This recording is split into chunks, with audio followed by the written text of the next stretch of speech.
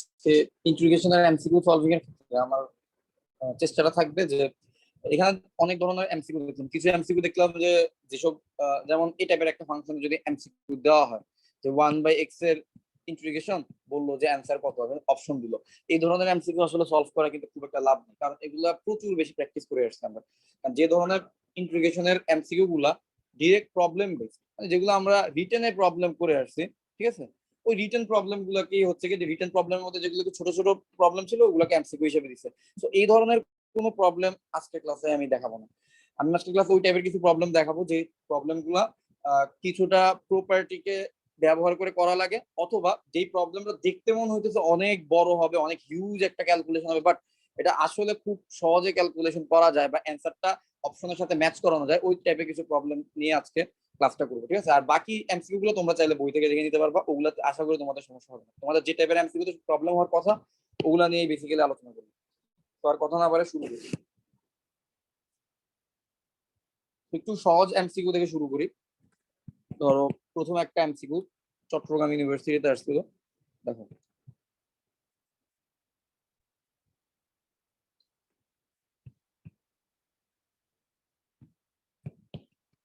fx dx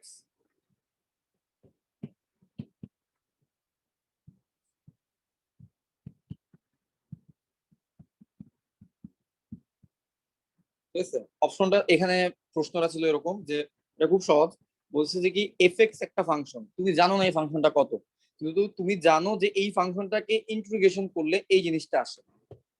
তো তারপরে অপশনের মধ্যে অনেক কিছু দেওয়া ছিল, ঠিক আছে। সো অপশনের মধ্যে ধরো আমি অপশনগুলো দেই, 1 plus 2 into two the power 2x, ক নম্বরে দেওয়া ছিল 1 plus two the power 2x plus 1/2 into two the power 2x। আচ্ছা যাই হোক, এখন তোমরা বলো তো এই ফাংশনের এফএক্সটা আসলে কি হবে বা কিভাবে বের করবা এই এফএক্সটা? 2 নাম্বারটা, ক নাম্বার, প্রথমটা হবে অ্যান্সার, প্রথমটা হবে অ্যান্সার। কিভাবে প্রথমটা হবে? জাস্ট দেখো একটা রিভার্স প্রক্রিয়া, যে এফএক্স কে ইন্টিগ্রেশন করার পরে কোন রেজাল্টটা আসবে সেটা কিন্তু প্রশ্নে দেওয়া আছে, যে x plus E two the power 2x, এটা হচ্ছে এফএক্স নামক একটা ফাংশন, যেই ফাংশনটা তোমার অজানা ওই ফাংশনের ইন্টিগ্রেশন। তাহলে একটা কাজ করলেই তো হয়, এফএক্স বের করতে হবে, তাহলে এই ফাংশনটাকে ডিফারেন্সিয়েশন করলেই তো আমি আবার এফএক্স পাবো না। ইন্টিগ্রেশন আর ডিফারেন্সিয়েশন তো একটা উল্টা প্রসেস। তাহলে একটা কাজ করি, এফএক্স ফাংশনটাকে এই ফাংশনটাকে ডিফারেন্সিয়েশন করি, তাহলে আমি এফএক্স পেয়ে যাবো। তো ডিফারেন্সিয়েশন করলে তুমি এক্স এর ডিফারেন্সিয়েশন হচ্ছে 1, আর ই টু দি পাওয়ার 2x এর ডিফারেন্সিয়েশন হচ্ছে 2 into E two the power 2x, কারণ x এর সহগ 2, ওই দুইটা কিন্তু বাইরে গুণ হয়ে যায়। তাহলে অ্যান্সার হবে ক নম্বর অপশনটা, ঠিক আছে। এটা একদমই খুব সহজ একটা প্রবলেম ছিল। তাহলে তোমরা এইভাবে রিভার্স প্রক্রিয়ায় কিন্তু অনেকগুলো ইন্টিগ্রেশনের প্রবলেম সলভ করতে পারবা। এই ধরনের অনেকগুলো এক্সাম্পল আছে যেগুলোর ক্ষেত্রে যা তোমার ফাংশনটা বের করার জন্য তুমি ডিফারেন্সিয়েশন করবা, উল্টা প্রসেসের সাহায্যে জিনিসটা ম্যাচ করবে, ঠিক আছে। আচ্ছা, তো এই প্রবলেমটা গেল। এবার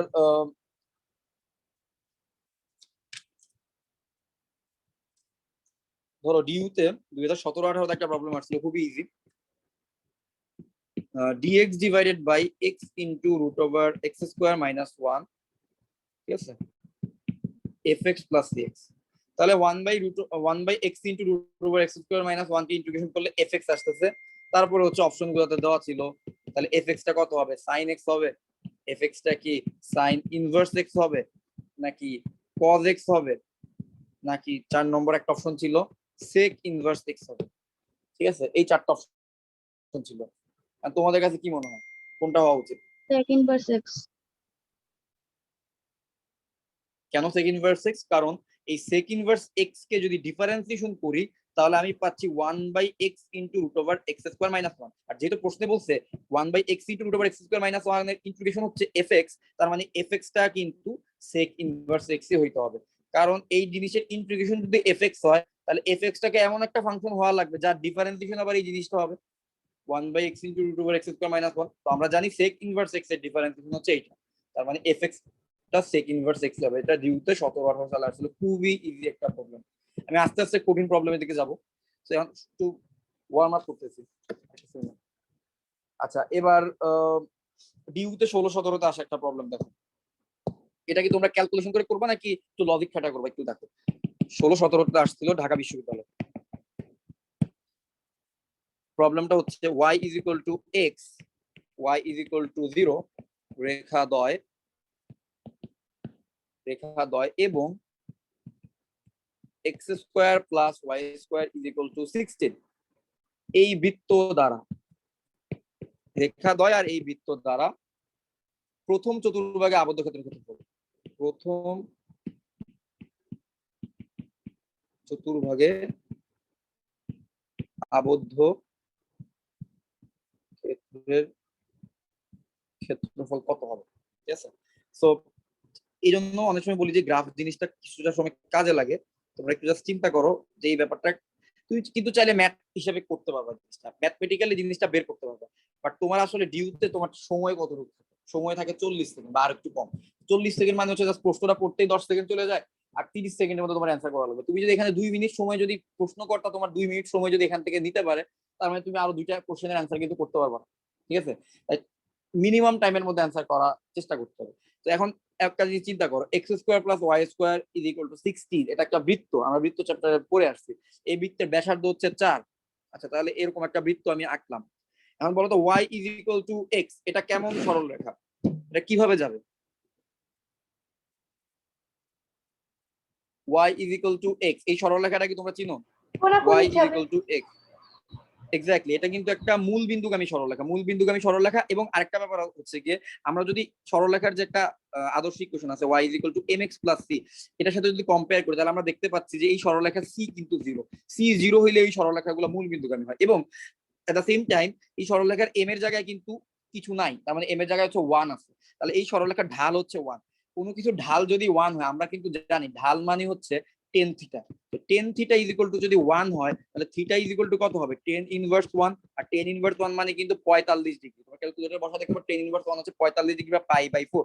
তার মানে আমার এই সরলরেখাটা, এই যে আমার অক্ষ দেখতেছে, একটা হচ্ছে x অক্ষ আর একটা হচ্ছে y অক্ষ, যেই অক্ষ দুটার মাঝখানে 90 ডিগ্রি অ্যাঙ্গেল রয়েছে, তো এই আমাদের সরলরেখাটা এক্স্যাক্টলি এই অক্ষ দুটাকে সমান 2 ভাগে ভাগ করবে, তার মানে সমান 2টা ভাগে ভাগ করে ফেললো এই অক্ষটাকে, x অক্ষ আর y অক্ষ এক্স্যাক্টলি মাঝখান দিয়ে যাবে আমার y is equal two x সরলরেখাটা। এইবার একটু হিসাবটা মিলাও যে আমার বেসিক্যালি কোন ক্ষেত্রটা বের করতে বলছে।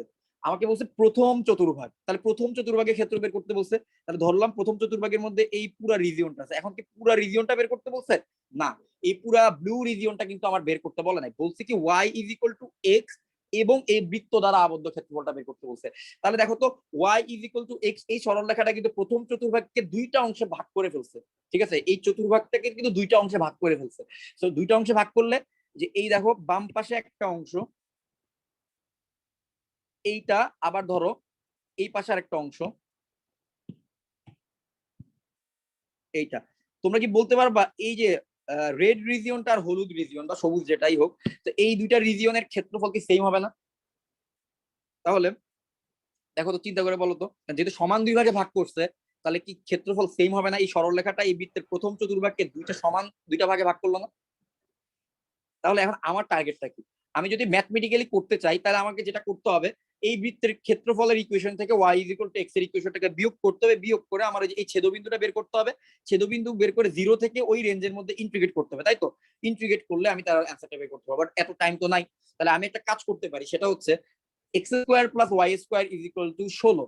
এই বৃত্তের ব্যাসার্ধটা আমার বের করতে পারি। ব্যাসার্ধটা হচ্ছে কি 4। দেখো x square plus y square is equal two 4 square লিখতে পারি। তো ব্যাসার্ধ যদি 4 হয়, আমরা কি জানি একটা বৃত্তের ক্ষেত্রফল কি হয়? পাই আর স্কয়ার। তাহলে এই বৃত্তের ক্ষেত্রফল হবে পাই ইনটু 4 স্কয়ার, দ্যাট মিন্স 16 পাই। 16 পাই হচ্ছে এই পুরা বৃত্তের ক্ষেত্রফল। তাহলে এই বৃত্তটাকে তো আমি দেখো 4টা ভাগে ভাগ করতে পারি না? এই যে প্রথম অর্ধ, দ্বিতীয় অর্ধ, তৃতীয় অর্ধ, চতুর্থ অর্ধ। তাহলে আমার তো এই প্রথম অর্ধের মধ্যে কোনো একটা জিনিসের ক্ষেত্রফল দরকার। তাহলে 4 ভাগের মধ্যে এটাকে যদি আমি 16 পাইকে যদি আমি 4 দিয়ে ভাগ করি, তাহলে আমি পাচ্ছি 4 পাই। তাহলে 4 পাই হচ্ছে আমার এই পুরা প্রথম অর্ধের ক্ষেত্রফলের সমান। পুরা প্রথম অর্ধের ক্ষেত্রফলটা হচ্ছে 4 পাই। এইবার একটা যদি চিন্তা করো, y is equal two x রেখাটা কিন্তু প্রথম অর্ধের ক্ষেত্রফলটাকে সমান 2 ভাগে ভাগ করছে। তাহলে y is equal two x রেখা এবং বৃত্তর মধ্যবর্তী আবদ্ধ যে ক্ষেত্রফলটা, অর্থাৎ এই অংশ অথবা এই অংশ, যেটাই আমি চিন্তা করি না কেন, সেটা কিন্তু প্রথম অর্ধের যে ক্ষেত্রফলটা আমি পাচ্ছি তার অর্ধেক হবে। তাহলে প্রথম অর্ধের ক্ষেত্রফলটা হচ্ছে 4 পাই, তাহলে 4 পাই এর অর্ধেক হচ্ছে 2 পাই। তাহলে অ্যান্সার কত হবে? অ্যান্সার হয়ে যাবে এই y is equal two x Rekha, y is equal two 0 রেখা এবং x square plus y equal to 16। এই বৃত্ত দ্বারা প্রথম চতুর্ভাগে আবদ্ধ ক্ষেত্রের ক্ষেত্রফল হবে 2 পাই। 2 পাই হবে আমার অ্যান্সার। বলতো এই প্রশ্নটার অ্যান্সারটা বুঝতে পারছো কিনা? এটা কিন্তু বোঝা ইম্পর্টেন্ট, কারণ এটা আমরা ট্রেডিশনাল নিয়মে করি নাই, কারণ আমরা ম্যাথমেটিক্যালি করতে পারতাম, আমরা আমাদের ইন্টেলেকচুয়াল ক্যালকুলেশন দিয়ে করছি, মানে কোনো ধরনের হাতে কলমে কোনো কাজ করা লাগে না, ঠিক আছে? সো একটু দেখি কারা কারা বুঝতে পারছো, এটা সবাই বুঝতে পারছো? জি ভাইয়া জি বুঝছি। ভাইয়া, বুঝতে পেরেছি। ওকে, ভেরি গুড। সো পরের প্রবলেমে যাই, খুব বেশি বরাবর আজকে রোজার দিন। সো পরের প্রবলেমটা দেখি। দেখো পরে ডিউতে এটা হচ্ছে 15-16 সালের একটা প্রবলেম। তো আমি এটা অবশ্য করার রাখছি তোমাদেরকে। মডুলাস ফাংশনের ইন্টিগ্রেশন কিন্তু তোমরা অলরেডি জানো। তো মডুলাস ফাংশনের ইন্টিগ্রেশনটা অ্যাডমিশনেই আসে, এটা একাডেমিকে আসতে তেমন একটা দেখি নাই। 0 থেকে 10 এই রেঞ্জের মধ্যে মডুলাস x-5 এর ইন্টিগ্রেশন করতে বলা হয়েছে। এটা ডিউতে 15-16 সালে আসছিল, এবং প্রতি বছর ডিউতে শুধুমাত্র ইন্টিগ্রেশন চ্যাপ্টার থেকে 4টার মতো কোশ্চেন আসে, 3টা বা 4টা কোশ্চেন আসে। তার মানে বুঝতে পারছো এই চ্যাপ্টারটার গুরুত্ব কত বেশি, ঠিক আছে? এবং এই চ্যাপ্টারটার এমসিকিউ কিন্তু চাইলে অনেক অনেক বেশি কঠিন করা যায়, ঠিক আছে? তো আমরা আস্তে আস্তে শিখবো, আপাতত একাডেমিক লেভেলে যতটুকু দরকার তার চেয়ে একটু বেশি শিখবো, তারপর আবার অ্যাডমিশন লেভেল পর্যন্ত আস্তে আস্তে আরো শিখবো ইনশাল্লাহ। তো এই প্রবলেমটা এখন একটু দেখি এটা কিভাবে করবো। তো এটা করার আমি যে সিস্টেমটা বলছিলাম সেটা হচ্ছে মডুলাস ফাংশনটাকে যদি আমরা ভাঙি তাহলে এর ভিতর থেকে কিন্তু দুইটা ফাংশন বের হবে। একটা হচ্ছে -x-5 এর ফাংশন, আবার একটা হবে শুধুমাত্র x-5 এর ফাংশন। তার মানে মডুলাস ফাংশনকে ইন্টিগ্রেট করা মানে হচ্ছে আলাদা আলাদা ভাবে এই দুইটা ফাংশনকে ইন্টিগ্রেট করা, আলাদা আলাদা ভাবে এই দুইটা ফাংশনকে ইন্টিগ্রেট করা। কিন্তু কোন ফাংশনকে ঠিক কোন রেঞ্জের মধ্যে ইন্টিগ্রেট করব এটা গিয়ে আমাদের বোঝা লাগবে। তাহলে আমার রেঞ্জ হচ্ছে 0 থেকে 10। এখন আমি এই মডুলাস x-5 কে ঠিক কোন দুইটা রেঞ্জে ভাগ করে আমার ইন্টিগ্রেশনটা কারেক্ট হবে এটা হচ্ছে আমার জানা লাগবে, এবং এটা কিন্তু আমি ডিটেলস দেখাইছিলাম। আমি একজনকে প্রশ্ন করি, খাদিজা তুমি কি বলতে পারবা এই 0 থেকে 10 রেঞ্জটাকে আমি ঠিক কোন দুইটা রেঞ্জে ভাগ করলে এই জিনিসটা করতে পারবো আমি, বা কারেক্ট অ্যান্সার বের হবে?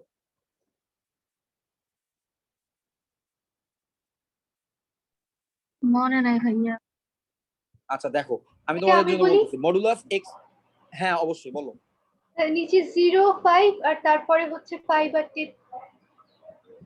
Very good. 0 থেকে 5 এর মধ্যে -x-5 কে ইন্টিগ্রেট করতে হবে, যোগ 5 থেকে 10 এর মধ্যে শুধু +x-5 কে ইন্টিগ্রেট করতে হবে। এখন কথা হচ্ছে যে তুমি লিমিটটা বের করবে কিভাবে।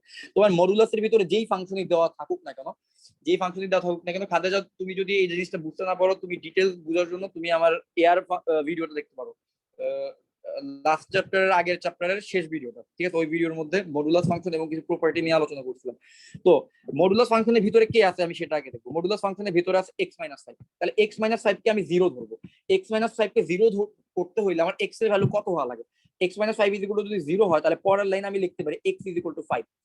x = 5 পাচ্ছি আমার সেই টার্নিং পয়েন্ট, ঠিক আছে? এই টার্নিং পয়েন্টটা পাচ্ছি আমি x = 5। তাহলে x 5 পর্যন্ত আমি এই যে লোয়ার লিমিট থেকে 5 পর্যন্ত আমি একটা ফাংশনকে ইন্টিগ্রেট করবো, আবার 5 থেকে আমি আপার লিমিট পর্যন্ত আরেকটা ফাংশনকে ইন্টিগ্রেট করবো। তাহলে এখন যেটা হবে যে মডুলাস ফাংশনটাকে যদি আমি মডুলাসটা উঠাইয়া দিই তাহলে আমার ফাংশন কয়টা চলে আসে? দুইটা। একটা হচ্ছে মাইনাসে, তো মাইনাসের ফাংশনটাকে ইন্টিগ্রেট করব যখন ডোমেন হবে x <5, x <5 এর জন্য আমি ইন্টিগ্রেট করব -x-5 কে। আবার যখন ডোমেন হবে x 5 তখন আমি ইন্টিগ্রেট করব মডুলাস ফাংশনের মধ্য থেকে যে প্লাসের ফাংশনটা আছে সেটাকে। এই জন্য আমি দেখো লিখছি x 5 মানে কি, আমার লোয়ার লিমিট ছিল 0, 0 থেকে 5 পর্যন্ত ইন্টিগ্রেট করলাম -x-5 কে, আর 5 থেকে 10 পর্যন্ত ইন্টিগ্রেট করলাম +x-5 কে। তাহলে এবার জাস্ট অ্যানসারটা বের করব, অ্যানসারটা দেখো কি আসে। তাহলে এখন যদি আমরা ইন্টিগ্রেশনটা করি, দ্যাট মিন্স আমার হচ্ছে -x এর ইন্টিগ্রেশন হচ্ছে -x² আর মাইনাস আর এটা হবে +5, তাহলে এটা হবে 5x, ঠিক আছে? এটা হচ্ছে গিয়ে 0 থেকে 5 যোগ x এর ইন্টিগ্রেশন হচ্ছে x² -5x এর ইন্টিগ্রেশন -5 এর ইন্টিগ্রেশন হচ্ছে -5x, এটা হচ্ছে 5 থেকে 10। সো এবার আমরা আপার লিমিটটা বসাই, আপার লিমিট বসাইলে আমি পাচ্ছি -5² + 5 × 5। লোয়ার লিমিট যদি বসাই পুরোটাই 0 চলে আসবে, তাহলে 0, ঠিক আছে? পুরোটা 0। এবার আবার দ্বিতীয় অংশে আপার লিমিট বসাই, তাহলে 10² - 5 × 10, এর থেকে বিয়োগ হবে 5² / 2 -5 × 5। সো ক্যালকুলেশন করি দেখি কি আসে, -25/2 যোগ 25, তারপর হচ্ছে 100/2, এটা হচ্ছে কত আসবে? 10² / 2 মানে 100/2 মানে 50 লিখে দিলাম, 50 এটা আসতেছে -50, তারপর হচ্ছে গিয়ে -25/2 +25, ঠিক আছে। তাহলে সবশেষে কি আসতেছে, এই 25 কাটা, এরপরে হচ্ছে থাকতেছে হচ্ছে আমাদের তাহলে থাকতেছে 25, আর এই 25 হচ্ছে গিয়ে 50, দেন হচ্ছে গিয়ে তার থেকে বিয়োগ হচ্ছে কত, -25/2 -25/2। তাহলে 2টা 25/2 আমরা কি লিখতে পারি, 2টা 25/2 আমরা যদি লসাগু করি আমরা পাবো হচ্ছে কি এখান থেকে শুধু 25, ঠিক আছে। 2টা 25/2, 25/2 দুইটা হলে হচ্ছে গিয়ে 2 × 25/2, দ্যাট মিন্স -25। তাহলে 50 থেকে 25 বিয়োগ করে থাকতেছে 25, তাহলে 25 হবে আমাদের অ্যান্সার। তাহলে এই রিজিয়নটার এই মডুলাস ফাংশনের এরিয়াটা ছিল হচ্ছে 25, ওই রেঞ্জের ভিতরে, ঠিক আছে। তাহলে এটা ডিউতে 15-16তে আসছিল, এই প্রবলেমটা পারলাম। এখন ডিউতে 15-16তে আসে আরেকটা প্রবলেম একটু দেখি, ডিউতে 15-16তে আসে আরেকটা প্রবলেম দেখি। ওকে, এবার দেখো 0 থেকে x এই রেঞ্জের মধ্যে f of p into f prime p dp বলছে কি তার রেজাল্টটা কত হবে। এটা হচ্ছে গিয়ে 2015-16তে আসা ঢাকা বিশ্ববিদ্যালয়ের একটা প্রবলেম। তো এটা কিভাবে বের করব, ডিপি এর সাপেক্ষে ইন্টিগ্রেশন, এখানে একটা ফাংশন দেওয়া আছে, কত ফাংশন আমি জানি না, ওই ফাংশনের আবার ইন্টিগ্রেশনটা দেওয়া আছে, ইন্টিগ্রেশন হচ্ছে f প্রাইম p। একটা কাজ করি, আমরা যে নিয়মে আগে করে আসছি রিটেন প্রবলেম গুলো সেভাবে করি। fp ইকুয়াল টু ধরো z ধরলাম, আচ্ছা fp ইকুয়াল টু যদি z ধরি তাহলে ডিফারেন্সিয়েশন করলে কি আসবে, f প্রাইম p না, f prime p dp equal to আসবে dz, right, f prime p dp equal to আসবে dz, ঠিক আছে। তাহলে এই জিনিসটা বের হলো।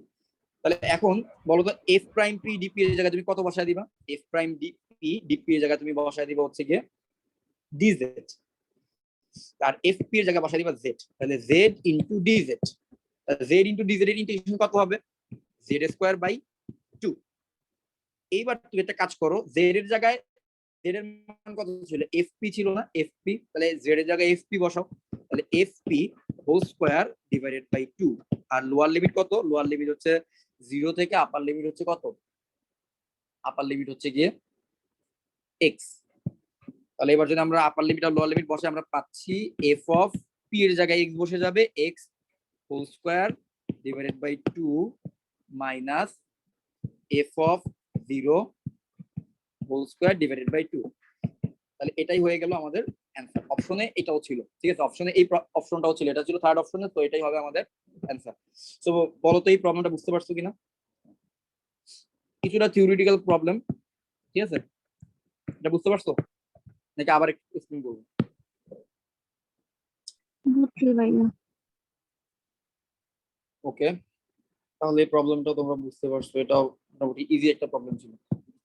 আচ্ছা, এবার ডিউতে 15-16 সালে আসা আরেকটা প্রবলেম, এবং এই প্রবলেমটা কিন্তু একই সাথে বুয়েট থেকে শুরু করে অনেক জায়গায় আসছিল, তবে এটা কিন্তু আমরা রিটেনে করে আসছি, আশা করি খুব একটা প্রবলেম হবে না। e to the power x into 1 plus x divided by cos square x e to the power x dx equal to বলছে fx প্লাস c, এন্ড বলতেছে যে fx এর ভ্যালুটা তাহলে কত হবে। তাহলে এই জিনিসের ইন্টিগ্রেশন করলে আমি পাচ্ছি fx, তাই তো, তাহলে এই জিনিসের ইন্টিগ্রেশনটা জানলেই তো চলবে, তাহলে ইন্টিগ্রেশনটা কত সেটাই এখন আমার বের করা হচ্ছে টার্গেট। আচ্ছা, এখন এই জিনিসের ইন্টিগ্রেশন বের করার জন্য আমি কাকে জেড ধরবো, এটা কিন্তু খুবই বিখ্যাত একটা প্রবলেম, এটা একই সাথে বুয়েটে আসছিল, ঢাকা বিশ্ববিদ্যালয়ে আসছিল, অনেক জায়গায় অনেকগুলো বোর্ড পরীক্ষাতে আসছিল, ঠিক আছে। তো এখন এখানে জেড কাকে ধরা যায় বলতো,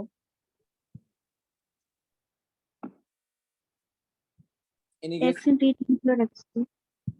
এক্স্যাক্টলি, আমরা যদি x into e to the power x K z ধরি এই প্রবলেমটা অবশ্যই সলভ হয়ে যাবে।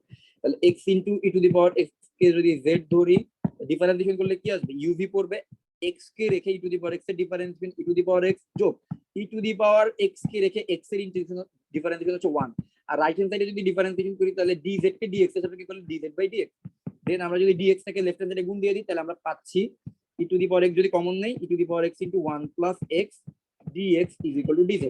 দেখো খুব সুন্দরভাবে আমাদের এই পুরো অংশটুকু চলে আসছে, তাহলে এই পুরো অংশটুকুর পরিবর্তে বসবে হচ্ছে dz, আর cos x into e to the power x এর পরিবর্তে বসবে z। তাহলে এখন দেখো সলিউশনটা কি আসে, তাহলে উপরের পুরো অংশটার পরিবর্তে বসাই দিলাম হচ্ছে dz, আর নিচে হচ্ছে আসতেছে cos square x into e to the power x এর পরিবর্তে হচ্ছে z। আচ্ছা, 1/cos square z, 1/cos square z মানে হচ্ছে sec স্কয়ার, তাহলে sec স্কয়ার z আসতেছে, sec স্কয়ার z এর dz এর সাথে ইন্টিগ্রেশন, এখন তোমরা একটা জিনিস চিন্তা করো, sec স্কয়ার x এর ইন্টিগ্রেশন হচ্ছে 10x, কারণ 10x এর ডিফারেন্সিয়েশন হচ্ছে sec স্কয়ার x। তাহলে sec স্কয়ার z এর ইন্টিগ্রেশন কত হবে? 10z, কারণ 10z এর ডিফারেন্সিয়েশন হবে sec স্কয়ার z। তাহলে sec স্কয়ার z এর ইন্টিগ্রেশনটা হয়ে যাবে হচ্ছে 10z। তারপর তুমি z এর জায়গায় z এর মান বসাও, z এর মান হচ্ছে x e to the power x। তাহলে 10 of x e to the power x, এটাই হচ্ছে কি আমাদের কারেক্ট অ্যান্সার।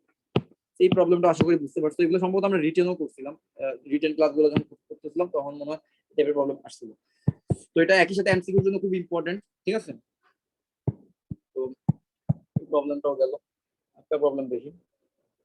আচ্ছা দেখো, ডিউতে 13-14 আসছিল একটা প্রবলেম।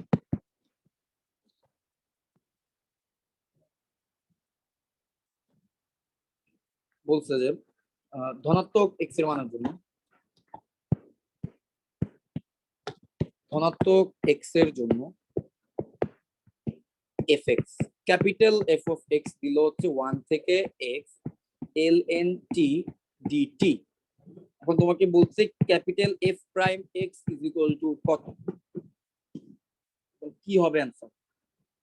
দেখি এটা কাকে জিজ্ঞেস করা যায়, কিটা বলতে পারবা? ক্যাপিটাল fx হচ্ছে ln t কে dt এর সাপেক্ষে ইন্টিগ্রেশন যদি তুমি করো, তারপর x আর 1 যদি বসাও, তাহলে তুমি যে ফাংশনটা পাবা সেটা হচ্ছে ক্যাপিটাল f of x। তাহলে ক্যাপিটাল fx এর ডিফারেন্সিয়েশনটা কত হবে? f প্রাইম x টা কত হবে?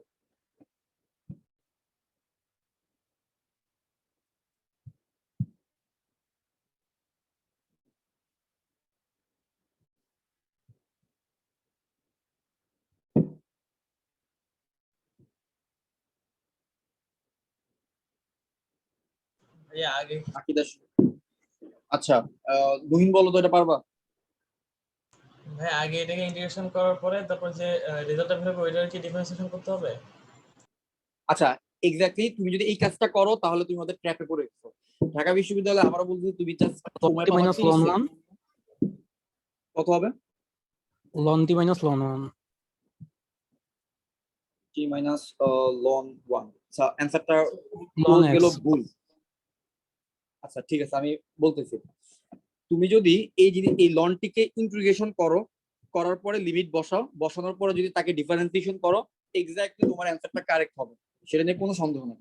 বাট তুমি আসলে কি পরিমাণ টাইম ওয়েস্ট করবা তুমি কি বুঝতে পারতেছো? তোমার একটা 40 সেকেন্ডের এমসিকিউর পিছনে, তাহলে আমাদের টাইমে তো এখন ধরো 30টা এমসিকিউ ছিল, তার মানে তুমি দেখা যাবে তুমি 15টা 16টা অ্যান্সার করতে করতেই তোমার খাতাটা কিন্তু নিয়ে যাবে, ঠিক আছে? এবং এটা হয় অনেকের ক্ষেত্রে, আর স্পেশালি ঢাকা বিশ্ববিদ্যালয় পরীক্ষাগুলো শুরুর দিকে থাকে, খুবই প্রবলেম হয়ে যায়। তাহলে এইসব জায়গায় কিন্তু অনেক বেশি ফার্স্ট কিভাবে ক্যালকুলেশন করা যায় এই জিনিসগুলো চিন্তা করতে হবে। একটা জিনিস চিন্তা করো, লনটিকে ইন্টিগ্রেশন করা হচ্ছে, ln x হবে লনটিকে ইন্টিগ্রেশন, এক্স্যাক্টলি লন এক্স হবে, ভেরি গুড। একটা জিনিস চিন্তা করো, এখানে লনটিকে ইন্টিগ্রেশন করা হচ্ছে, ঠিক আছে? লনটিকে ইন্টিগ্রেশন করা হচ্ছে, ইন্টিগ্রেশন করার পরে কি আসবে সেটা আমার জানার দরকার নেই, আই ডোন্ট নো দিস। আমি ধরলাম একটা বাক্স আসলো আমার অ্যান্সার, লনটিকে ইন্টিগ্রেশন করার পর একটা বাক্স আসলো, বাট ওরা তো আবার বলতেছে এই বাক্সটা হচ্ছে গিয়ে ওদের ক্যাপিটাল এফ অফ এক্স। ওরা বলছে ক্যাপিটাল এফ অফ এক্স হচ্ছে গিয়ে এই লনটি এর ইন্টিগ্রেশন, তার মানে লনটিকে কোন একটা রেঞ্জের মধ্যে ডিটি এর সাপেক্ষে ইন্টিগ্রেশন করলে কিছু একটা আসবে, সেটাই হচ্ছে ক্যাপিটাল এফ অফ এক্স। আমার কাছে জানতে চাই স্মল এফ অফ এক্স কত? স্মল এফ অফ এক্স তো হচ্ছে ভাই যাকে ইন্টিগ্রেশন করা শুরু করলাম সেই হবে আমার অ্যান্সার, আমার কোনো কিছু চিন্তাই করার দরকার নেই, যাকে ইন্টিগ্রেশন করা শুরু করছিলাম তাহলে সেই হবে আমার অ্যান্সার। বাট যেহেতু ফাংশনটা দেওয়া হয়েছে এফ এক্স এর সাপেক্ষে এফ অফ এক্স, তাই অ্যান্সারটা লন টি না হয়ে হবে লন এক্স, অ্যান্সারটা হবে লন এক্স, তাহলে লন এক্স হবে আমার অ্যান্সার। বলো তো এই প্রবলেমটা বুঝতে পারছো কিনা? পারছি। ঠিক আছে, তুমি লন টি ইন্টিগ্রেশন আলটিমেটলি যাই করো, তুমি যদি লিমিটটা বসাও, বসানোর পরে ডিফারেন্সিয়েশন করে ঘুরে ফিরে আবার লন টি ফেরত আসবে তোমার কাছে। আর যেহেতু ওরা এফ এক্স চাচ্ছে, তার মানে এফ টি না, এফ টি মানে হচ্ছে টি এর ফাংশন, এটা চাই না, এফ এক্স চাচ্ছে, তাহলে আমরা জাস্ট লন টি এর জায়গায় টি এর জায়গায় আমরা যদি এক্স টা বসাই তাইলেই হয়। মনে করো এফ অফ টি যদি হয় লন টি, তাহলে এফ অফ এক্স কত হবে? জাস্ট টি এর জায়গায় এক্স বসে যাবে, তাহলে লন এক্স হবে আমার অ্যান্সার, শেষ, এটাই হবে আমার অ্যান্সার। তাহলে আমার কোনো ধরনের ক্যালকুলেশন করার দরকার নাই, ডিইউ তে সবসময় এই ধরনের কাজ করে। ওরা কি করে, এমন টাইপের প্রশ্ন দিয়ে দিবে যে প্রশ্নটা তুমি অবশ্যই পারবা, তুমি অবশ্যই পারবা এবং তোমার কাছে মনে হবে আরে পারতেছি তো করি, করতে গিয়ে যে তোমার আরো 3টা এমসিকিউ তুমি দাগাইতে পারবে না পরীক্ষায়, এই জিনিসটা আর কি তখন এক্সাম হলে বসে চিন্তা করাটা অনেক টাফ হয়ে যায়। কারণ আমার টাইমে হচ্ছে আমার প্রথম পরীক্ষাটা ছিল ডিউর এক্সাম, আমার এই সেম প্রবলেম গুলো হয়েছে। আমি এইভাবে সবগুলা করতে করতে গেছি, আমার কাছে ভয় লাগে যে ডিরেক্ট দিয়ে দিব, এটা কইরা দেখি। পরে দেখা গেছে আমি ফিজিক্সে 11টা কোশ্চেন দাগাইতে পারি, 19টা দাগানোর পর টাইম শেষ। ঠিক আছে, তাহলে এই ধরনের আচ্ছা ভুল কিন্তু ভাইয়া, কোনোভাবেই করা যাবে না। হ্যাঁ বলো। এখানে ধনাত্মক এক্স লেখার কারণটা কি? ধনাত্মক এক্স খুবই সিম্পল একটা লজিক, যে লন লন কখনো ঋণাত্মক ভ্যালুর জন্য ডিফাইন্ড না। লনের ফাংশনের গ্রাফটা দেখতে পারো, অথবা লনের মধ্যে তুমি লনের ভেতরে কখনোই জিরো বসানো যায় না, কখনোই নেগেটিভ কোনো কিছু বসানো যায় না। লন হচ্ছে সবসময় পজিটিভ জিনিস বসাইলে তখন হচ্ছে লন কাজ করে। এবং লনের গ্রাফটা যদি তুমি দেখো ডেসমোডে বসায় দেখতে পারো যে লনের গ্রাফটা হচ্ছে এরকম, এটা হচ্ছে কি লন এক্স এর গ্রাফ। তারপর তুমি একটা জিনিস দেখো, এই গ্রাফের কোনো অংশ কি এক্স অক্ষের বাম পাশে আছে, এটা তো এক্স অক্ষের পজিটিভ দিক, তাহলে লন এক্স এর পুরো গ্রাফটাই হচ্ছে এক্স অক্ষের পজিটিভ দিকে বিদ্যমান। ইভেন লন এক্স এর গ্রাফের কোনো অংশ কিন্তু এক্স অক্ষের এক্স ইজ ইকুয়াল টু 0 বিন্দুতেও কিন্তু অবস্থান করে না, পুরো অংশটাই এক্স অক্ষের ডান দিকে অবস্থান করে। ঠিক আছে, তাহলে এই জন্য হচ্ছে লনের ভিতরে যেহেতু জিরো এবং ঋণাত্মক কিছু বসানো যায় না, তাই এখানে বলে দিচ্ছে ধনাত্মক এক্স এর জন্য। যাই হোক, ওইটা যে প্রশ্নকর্তারা বসাইছে ওটার জন্য আমাদের। আচ্ছা, এবার এই প্রবলেমটা আশা করি বুঝতে পারছো। আমি এই ধরনের থিওরিটিক্যাল প্রবলেমই বেসিক্যালি দেখানোর চেষ্টা করবো পুরো ক্লাসে। তো এবার আরেকটা প্রবলেম দেখি, ডিউতে 13-14 আসা।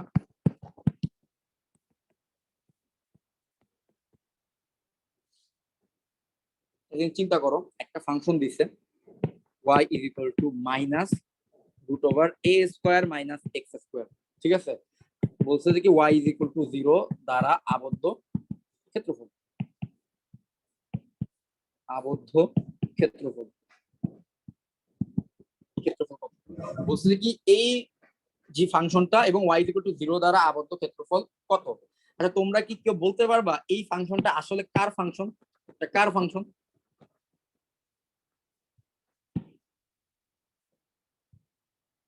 কেউ কি বলতে পারবা?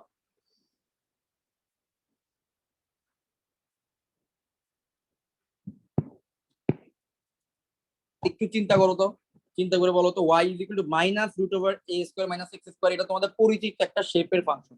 তুমি কি বলতে পারো সেই শেপটার নাম কি? বৃত্ত। এক্স্যাক্টলি, এটা বৃত্ত, বাট আংশিক সত্য। বৃত্তের একটা পার্ট, এটা হচ্ছে অর্ধবৃত্ত, অর্ধবৃত্তের ফাংশন। বৃত্তর ফাংশনটা কেমন? বৃত্তের ফাংশনটা হচ্ছে কি, তুমি যদি এই ফাংশনটাকে হোল স্কয়ার করো তাহলে তুমি পাচ্ছ হচ্ছে y square is equal two a square minus x square. That means তুমি ওইখান থেকে পাবা কত?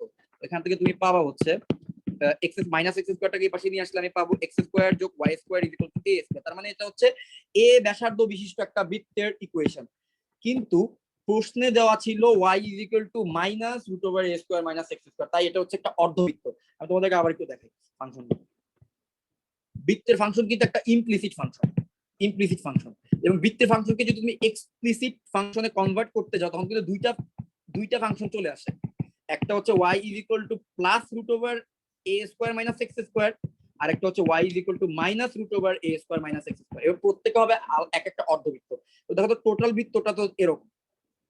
এই বৃত্তের মধ্যে এই হচ্ছে একটা উপরের দিকে একটা অর্ধ থাকে অর্ধবৃত্ত, নিচের দিকে একটা অর্ধবৃত্ত থাকে, এই দুইটা অর্ধবৃত্ত মিলে হচ্ছে আমার টোটাল বৃত্তটা। ঠিক আছে, এই উপরের দিকের যে অর্ধবৃত্তের ফাংশনটা এটাকে বলা হয় y is equal to plus root over a square minus x square, কারণ এটা হচ্ছে y অক্ষের ধনাত্মক দিকে অবস্থিত, তাই y is equal to plus. আর নিচের দিকের যে অর্ধবৃত্তটা থাকে এটাকে বলা হয় y is equal to minus root over a square minus x square. তাহলে এটা হচ্ছে নিচের দিকের যে অর্ধবৃত্ত সেইটা। তাহলে এখন আমাদেরকে বলছে যে এই নিচের যে অর্ধবৃত্তটা আছে সেই অর্ধবৃত্ত এবং y ইজ ইকুয়াল টু 0 রেখা মানে কি? y ইজ ইকুয়াল টু 0 রেখা মানে x অক্ষ, তাদের মধ্যবর্তী যে ক্ষেত্রফলটা, এই যে এই আমি একটা রিজিয়নকে মার্ক করছি, দেখো এই রিজিয়নের ক্ষেত্রফলটা জানতে চাইছে। তাহলে বলতো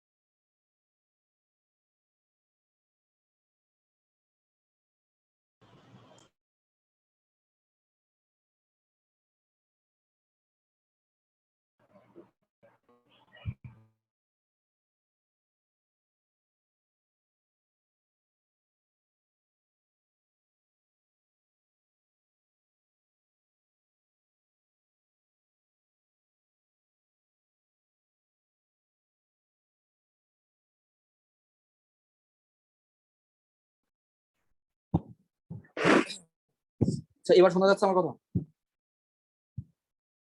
জি ভাইয়া। হ্যাঁ ভাইয়া, ওয়েট। আচ্ছা এই পিচ্চিটা এর কার ছবি? আচ্ছা ভাই,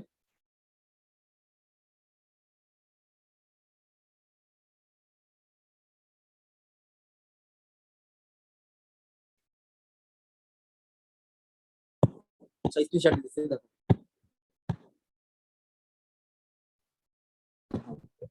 তো যেখানে ছিলাম, সো এই প্রবলেমটা দেখো, এই প্রবলেমটার কোন জায়গা থেকে মিস করতে যাই না আমি পুরোটা আবার একটু বলি। বৃত্তের যে ইকুয়েশনটা সেটা হচ্ছে একটা ইমপ্লিসিট ফাংশনের ইকুয়েশন। আমরা যে ফাংশনটাকে y f(x) আকৃতিতে প্রকাশ করতে পারি সেগুলো হচ্ছে এক্সপ্লিসিট ফাংশন। সো বৃত্তের ইকুয়েশনটাকে যদি তুমি এক্সপ্লিসিট বানাইতে চাও তাহলে তোমার দুইটা ফাংশন চলে আসে, দুইটা অর্ধবৃত্ত চলে আসে। একটা হচ্ছে y +√a² - x², আর একটা হচ্ছে y -√a² - x²। সো আমাদের কাছে বলছে যে y -√a² - x², এইটা এবং y 0। y 0 হচ্ছে x অক্ষের ইকুয়েশন হচ্ছে y 0, এবং y -√a² - x² হচ্ছে এই নিচের দিকের যে অর্ধবৃত্তটা থাকে সেইটা, কারণ y এর ভ্যালু হচ্ছে এখানে নেগেটিভ, y হচ্ছে নিচের দিকে, আর y +√a² - x² হচ্ছে উপরের দিকের অর্ধবৃত্তটা। তা আমাদের কাছে জানতে চাইছে এই নিচের দিকের যে অর্ধবৃত্তটা আছে এই অর্ধবৃত্তের ক্ষেত্রফল কত। তাহলে এটার অ্যান্সারটা কি হবে? আমরা টোটাল বৃত্তের ক্ষেত্রফলটা বের করবো, তাকে 2 দিয়ে ভাগ করবো, তাকে 2 দিয়ে যদি ভাগ করি তাহলে আমরা অর্ধবৃত্তের ক্ষেত্রফল পাবো। এখন আমাদের এই বৃত্তের ইকুয়েশনটা কি? এই বৃত্তের ইকুয়েশনটা দেখো, x² + y² = a²। তাহলে এইটার টোটাল ক্ষেত্রফলটা কত হবে? πa²। πa² হবে বৃত্তের ক্ষেত্রফল, বাট আমার কিন্তু বের করতে বলছে অর্ধবৃত্তের ক্ষেত্রফল, তাহলে আমি πa²/2 করব, তাহলে πa²/2 হবে আমার অ্যান্সার। ঠিক আছে, অনেকেই এই ধরনের প্রশ্নে কি করে টোটাল বৃত্তের ক্ষেত্রফলটা বের করে দিয়ে আসে, কারণ y -√a² - x² থাকে তো হোল স্কয়ার করে, হোল স্কয়ার করার পরে দেখে কি আরে x² + y² = a² আসছে, এটা তো পুরো বৃত্তের ইকুয়েশন।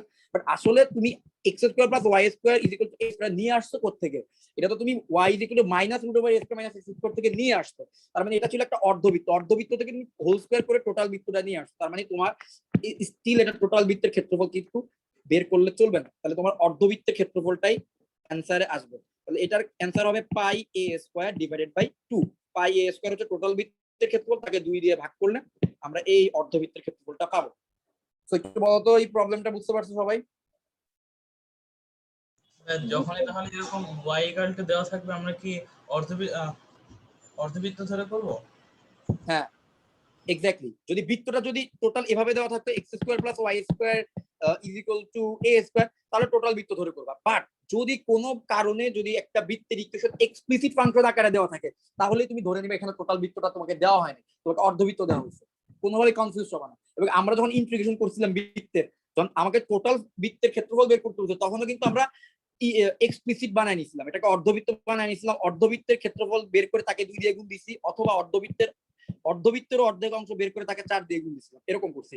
কারণ ইমপ্লিসিট ফাংশনকে ইন্টিগ্রেশন করা যায় না, তাকে এক্সপ্লিসিট বানায় নিতে হয়। আর যদি প্রশ্নকর্তা তোমাকে এক্সপ্লিসিট ফাংশনে দিয়ে দেয় তাহলে কিন্তু অবশ্যই তোমরা মনে রাখবা যে তার ক্ষেত্রফলটা কিন্তু অর্ধবৃত্তের ক্ষেত্রফল আসবে। ঠিক আছে, আচ্ছা তাহলে এই প্রবলেমটাও গেল, আশা করি বুঝতে পারছো। এগুলো কিন্তু একটু ট্রিকি প্রবলেম, ভুল যেন না হয়। এবার দেখো বুয়েটে আসছিল 2012-13 সালে, এই প্রবলেমটা একটু দেখি। বুয়েটে আসছিল এটা e⁻x * 1 + sin x / 1 + cos x। এই প্রবলেমটা করার আগে আমি এই প্রবলেমটার একটা ফর্মুলা তোমাদেরকে মনে করাই দিই। দেখো তো এই ফর্মুলা তোমাদের মনে আছে কিনা। e⁻x থাকলো, ভেতরে একটা ফাংশন থাকলো f(x) যোগ ওই ফাংশনেরই ডিফারেন্সিয়েশন f'(x) থাকলো, তাহলে বলো তো তার ইন্টিগ্রেশনের রেজাল্ট কত হয়? e⁻x function of x। e⁻x * f(x) হয় আমাদের অ্যান্সার। তাহলে এই ফর্মুলাটা আশা করি তোমাদের মনে আছে, e⁻x যদি থাকে আর f(x) প্লাস ওই ফাংশনের ডিফারেন্সিয়েশন যদি থাকে অ্যান্সার হবে e⁻x * f(x). তাহলে এবার আমরা দেখি এই জিনিসটাকে কিভাবে সিম্পলিফাই করা যায়। এটা বুয়েটে আসছিল 2012 সালে। e⁻x 1 + sin x কে আমরা কি লিখতে পারি বলতো? sin x কে আমরা লিখতে পারি না 2 sin x/2 * cos x/2। কিভাবে আসলো ভাই? আসলো sin 2x = 0, 2 sin x * cos x, তাহলে sin x = হবে 2 sin x/2 * cos x/2। 2x থাকলে অর্ধেক হয়ে যায় x, তাহলে x থাকলে x/2 হবে। আচ্ছা এবার নিচে আসছে হচ্ছে 1 + cos x। 1 + cos 2x এর ফর্মুলা আমরা জানি 2 cos² x, তাহলে 1 + cos x এর ফর্মুলা হবে 2 cos² x/2। 1 plus cos 2x এর ফর্মুলা হচ্ছে 2 cos স্কয়ার x, তাহলে 1 প্লাস cos x এর ফর্মুলা হবে 2 cos স্কয়ার x বাই 2। এইবার দেখো ইন্টিগ্রেশনটা সিম্পল হয়ে যাবে। cos x থাকলো আগের মতো, 1 কে যদি আমি 2 cos স্কয়ার x দিয়ে ভাগ দেই তাহলে আমি কি পাচ্ছি, half into 1 by cos square x by 2 কে লেখা যায় sec স্কয়ার x বাই 2 যোগ। এবার দেখো তো এই অংশটুকু, এই সেকেন্ড অংশটুকুকে যদি আমি কাটাকাটি করি তাহলে এই যে 2 দিয়ে কাটা যাবে, cos x by 2 cos x by 2 কাটা যাবে, তাহলে হচ্ছে 10 sin x by 2 divided by cos x, আরেকটা cos x বাই 2 থাকবে, তাহলে আমি সবশেষে পাচ্ছি হচ্ছে 10x বাই 2। তাহলে এখন বলো তো 10x বাই 2 এর ডিফারেন্সিয়েশন কি half into sec square x by 2 কিনা, sec স্কয়ার x বাই 2 কিনা? দেখো তো 10x বাই 2 কে তুমি ডিফারেন্সিয়েশন করলে তুমি কি পাবা? 10x বাই 2 কে করলে পাবা sec square x by 2, then x by 2 কে ডিফারেন্সিয়েট করলে পাবা হাফ। তাহলে অ্যানসারটা কত হবে বলো তো? e to the power x into 10x by 2। তাহলে এটাই হবে আমাদের অ্যানসার। এই অ্যানসারটা অপশনে ছিল, তো ওইটা তোমরা দেখাবো, ঠিক আছে? তো এই প্রবলেমটা তো মোটামুটি ম্যাথমেটিক্যাল প্রবলেম, না কঠিন কিছু না, ঠিক আছে? এটা গেল। আরো কিছু প্রবলেম দেখি। এটা খুবই ইম্পর্টেন্ট একটা প্রবলেম। দেখো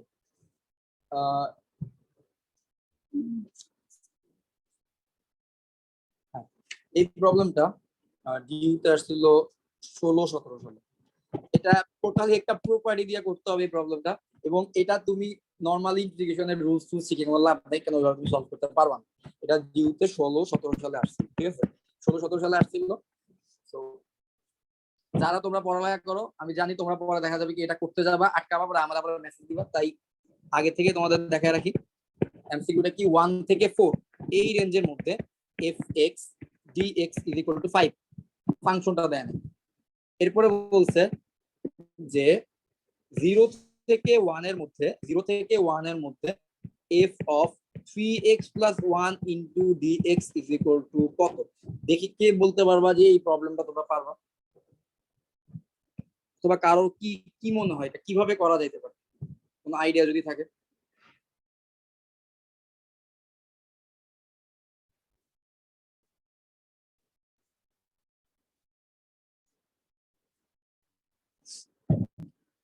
দেখো আমাদেরকে একটা ভ্যালু দেওয়া হয়েছে, সেটা কি? সেটা হচ্ছে 1 থেকে 4 এই লোয়ার লিমিট আর আপার লিমিটের মাঝখানে একটা ফাংশনটা কি সেটাই তুমি জানো না, তাহলে অঙ্ক করে দিয়ে আসলাম, এই সিস্টেমটা চলবে না, এখানে প্রপার্টি দিয়ে করতে হবে। ফাংশনটার ইন্টিগ্রেশন হচ্ছে 5, 1 থেকে 4 এই রেঞ্জের মধ্যে একটা fx dx এর ইন্টিগ্রেশন হচ্ছে 5। এখন বলছে যে কি f of 3x plus 1 dx এর ইন্টিগ্রেশন কত? 0 থেকে 1 এর মধ্যে।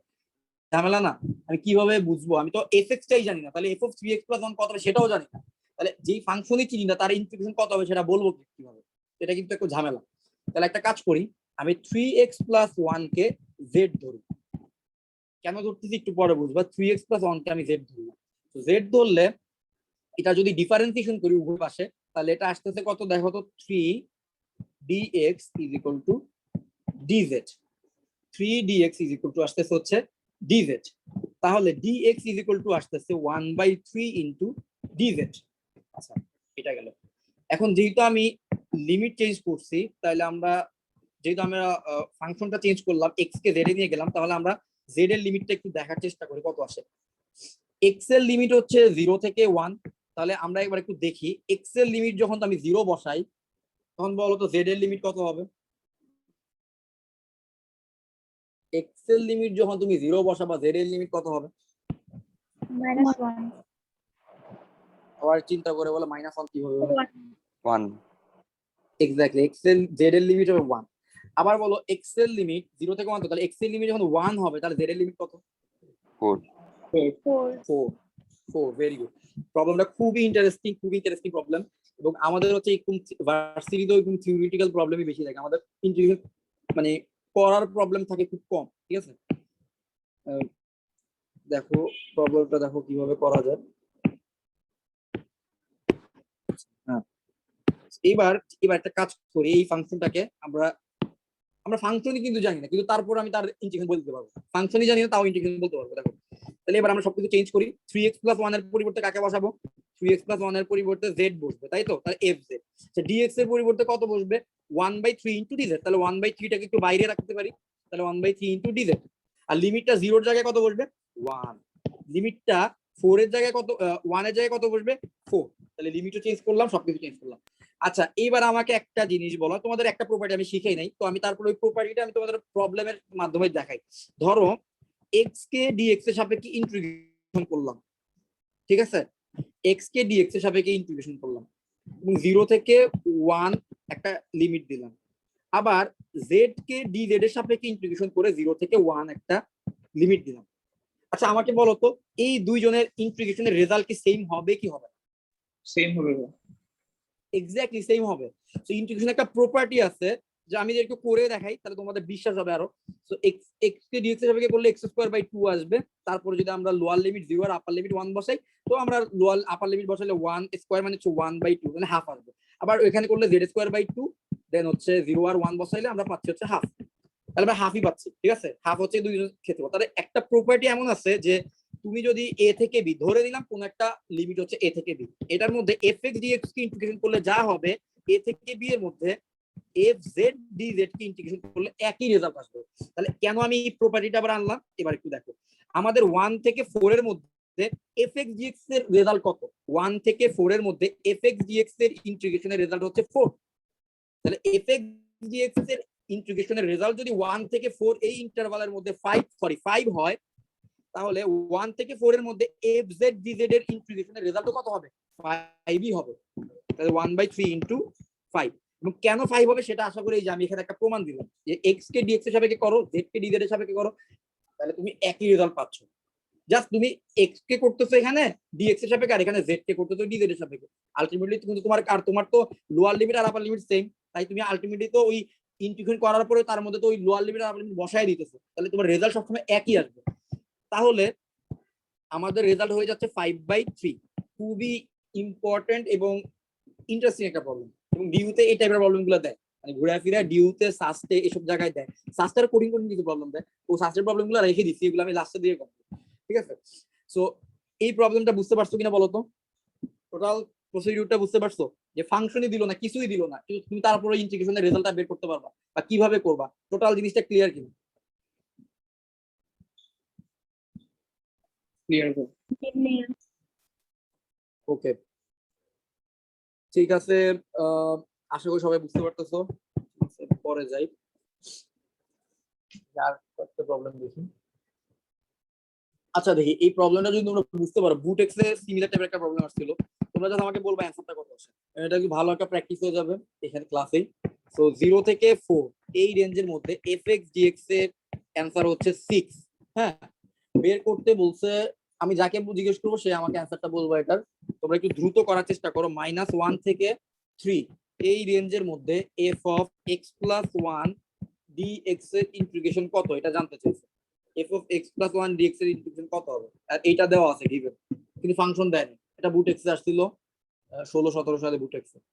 দেখো তো এটা তোমরা নিজেরা পারো না? আমার মনে হয় তোমাদের পারা উচিত এটা।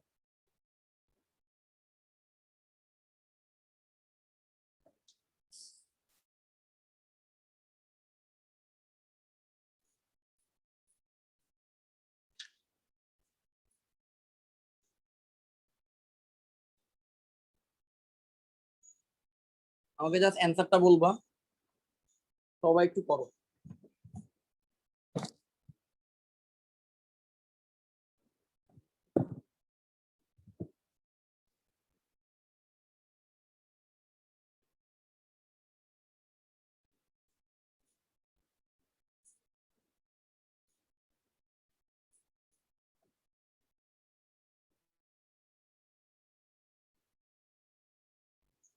ভাইয়া 6। তোমার অ্যান্সার কত আসছে? 6 আসছে। আচ্ছা একটু ওয়েট করো, বাকিরা বলুক, আমি জানি না, আমি দেখি না।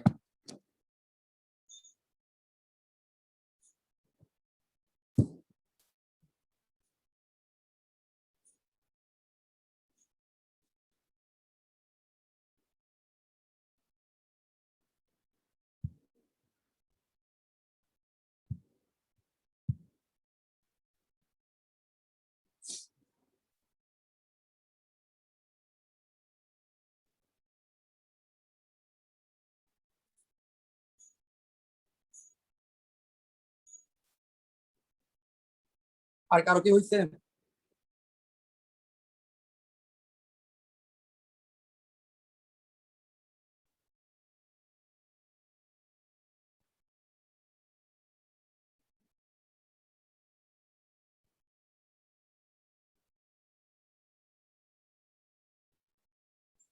জিয়াম, তুমি এই প্রবলেমটা পারছো বা বুঝতে পারছো কিভাবে করতে হবে? হ্যাঁ ভাই করতেছি, ট্রাই করতেছি।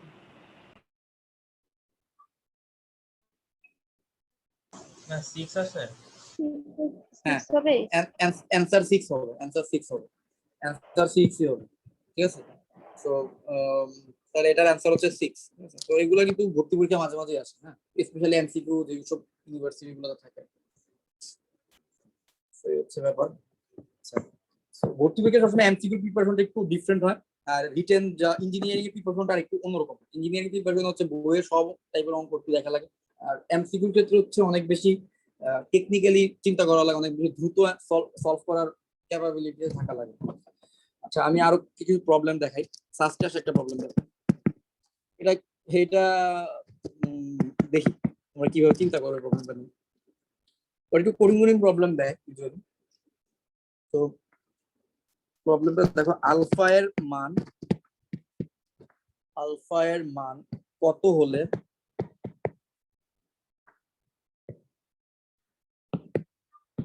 তোমরা বোঝার চেষ্টা করো, আলফার মান কত হলে 1 থেকে আলফা ইনফিনিটি 1 থেকে alpha 2 plus x into l N, মোটো বড় কোনো ফাংশন থেকে ঘাবড়ায় যায় না, যখনই দেখবে এটা এমসিকিউ তো অনেক বুঝবে যে এটা ডিফারেন্ট কোনো ওয়ে আছে। হ্যাঁ, 1 থেকে আলফার মধ্যে 3 minus x into l n x square plus 5 dx, বলতে যে এটা ইজ ইকুয়াল টু 30, এই টোটাল রাশিটা ইজ ইকুয়াল টু কত? 30।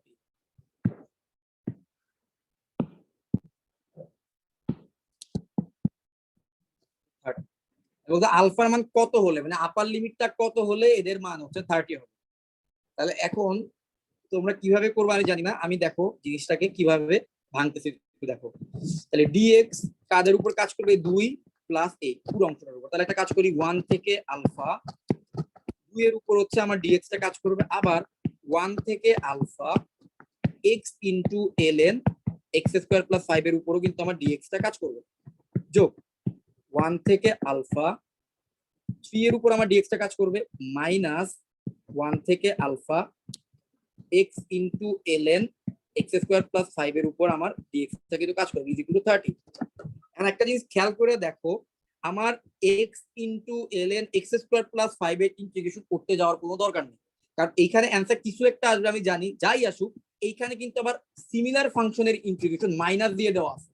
তাহলে আমি একটা কাজ করতে পারি, এই জিনিসটাকে কেটে দিতে পারি। এভাবে কেটে দিলে আমার কত থাকতেছে দেখো তো, 2 এর ইন্টিগ্রেশন কত? 2 এর ইন্টিগ্রেশন হচ্ছে 2x, আচ্ছা 2x, তারপরে হচ্ছে x এর লিমিট বসবে হচ্ছে 1 থেকে আলফা, যোগ 3 এর ইন্টিগ্রেশন হচ্ছে 3x, x এর লিমিট বসবে হচ্ছে 1 থেকে আলফা ইজ ইকুয়াল টু 30। এখন কিন্তু তুমি খুব সহজে আলফার ভ্যালুটা বের করতে পারবে। তাহলে আলফাটা যদি বসাই তাহলে হচ্ছে যে alpha minus 1 plus 3 into alpha minus 1 is equal to 30। So 2 alpha minus 2 plus 3 alpha minus 3 is equal to 30. That means 5 alpha minus 5. 5 alpha minus 5 is equal to 30. তার মানে হচ্ছে 5 alpha is equal to 35. Alpha is equal to 7. Clear?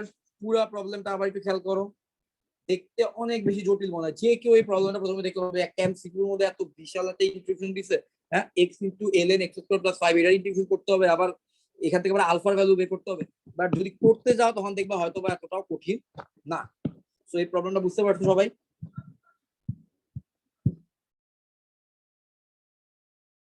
জি ভাইয়া। হ্যাঁ, ঠিক আছে, very good. এই রোজার মধ্যে আমার এই বুঝতে পারছো বলতে বলতে আমার গলা ব্যথা হয়ে যাচ্ছে। মানে রোজার মধ্যে দুপুরবেলা ক্লাসগুলোতে যে প্রবলেমটা হইতেছে আজকে 2-3 দিন ধরে, দুপুরবেলা সবগুলা থাকে। হ্যাঁ, সবাই খুব টায়ার্ড থাকে। আস্তে আস্তে বলবেন, আপনি ঝড়ের গতিতে বলতে থাকেন। হ্যাঁ, এটা একটা ব্যাপার। আরেকটা হচ্ছে গিয়ে সবাই দেখি খুব টায়ার্ড, মানে প্রথম কয়েকদিন রোজার মধ্যে খুব টায়ার্ড, তো মানে রোজায় ধরছে আর কি সবাই এক কথা। রিপ্লাই দিতে দিতে পারে না আর আমি এদিকে জিজ্ঞেস করতে থাকি। আচ্ছা এবার পরের প্রবলেমে যাই। পরের প্রবলেমটা দেখি x two the power x 1 plus log x dx equal two কত? এটা ফার্স্টে 16-17 আছে। আর আমি একটু বেশি দ্রুত জিজ্ঞেস করার কারণ হচ্ছে আমার কাছে মনে হয় যে ক্লাস মানে লেট করলে বুঝি আমি প্রবলেম একটু কম দেখাইতে পারবো, একটু বেশি প্রবলেম দেখানোর জন্য একটু তাড়াহুড়া করি। যাই হোক আর একটু স্লোলি যাব, সমস্যা নাই। আমি তোমাদের কিছু অপশন দিতেছি, এই ইন্টিগ্রেশনটা তোমরা পারবা না, এই ইন্টিগ্রেশনটা তোমরা পারবা না, ঠিক আছে? এটা আগে মাথায় রাখো যে এই ইন্টিগ্রেশনটা তোমরা পারবা না, এবং এই ইন্টিগ্রেশনটা আমিও পারি না, অনেকেই পারে না। আর মনে হয় খুব এটা কি আসলে আদৌ ইন্টিগ্রেশন করা যাবে কিনা সেটাও আমি জানি, ঠিক আছে? তো অপশন দেখে প্রবলেমটা করতে হবে। সার্চটা আসলে 16-17 এই ইন্টিগ্রেশন আমিও পারি না, তোমরাও পারবা না, অনেকেই পারে না, ঠিক আছে? অপশন গুলা দেখি আমরা, দেখার পর আমরা চিন্তা করি যে অপশন কোনটা হবে। একটা রিভার্স প্রসেসে করবো, ঠিক আছে? to the power x into log x log of x to the power x plus 1 plus c আর ঘ নম্বর হচ্ছে x to the power x plus c। So এখানে তোমরা যেভাবে করবা একটা রিভার্স প্রসেসে চিন্তা করো। বলছে যে এই ফাংশনটার ইন্টিগ্রেশন কত হবে। আচ্ছা এই ফাংশনটার ইন্টিগ্রেশন যাই হোক, যেটাই হোক, তাকে ডিফারেন্সিয়েশন করলে আবার এই ফাংশনটা ব্যাক আসবে না, ফেরত আসবে। তাহলে এই ফাংশনটার ইন্টিগ্রেশন তো সম্ভাব্য এই চারটা অপশনের মধ্যে যে কোনো একটা হবে। তাহলে আমার কাজ হবে কি এই চারটা অপশনের মধ্যে কাকে ডিফারেন্সিয়েশন করলে আবার এই ফাংশনটা ফেরত আসে সেই জিনিসটা চেক করা। যাকে ডিফারেন্সিয়েশন করলে আবার এই ফাংশনটা ফেরত আসে তাহলে সেটাই হবে আমার অ্যান্সার। বুঝাই যাচ্ছে ক নম্বর অপশনটা হবেই না, কারণ ক নম্বর অপশনকে ডিফারেন্সিয়েশন কখনোই x two the power x কে কিন্তু আনা সম্ভব না। এখন তোমরা দেখো তো একটু ভালো করে, তোমরা ডিফারেন্সিয়েশন তো সবাই পারো, খ গ ঘ, এই তিনটা অপশনের মধ্যে একটু দেখো কোন অপশনটাকে ডিফারেন্সিয়েশন করলে এই ফাংশনটা ফেরত আসে, তাহলে সেটাই হবে তোমাদের অ্যান্সার। এই প্রবলেমটার পরে আর হয়তো বা 2টা বা 3টা প্রবলেম করবো, মোটামুটি আমাদের শেষের দিকে আছে। ইন্টিগ্রেশন অনেকগুলো চাইলে করানো যায়, এমসিকিউ সবগুলো আসলে করানো ওই অর্থে দরকার নাই, কারণ যেগুলো তোমরা নিজেরা পারবে ওগুলো তোমাদের নিজেদের জন্যই থাকুক, ঠিক আছে? তো একটু দেখো এটার অপশন কোনটা আছে।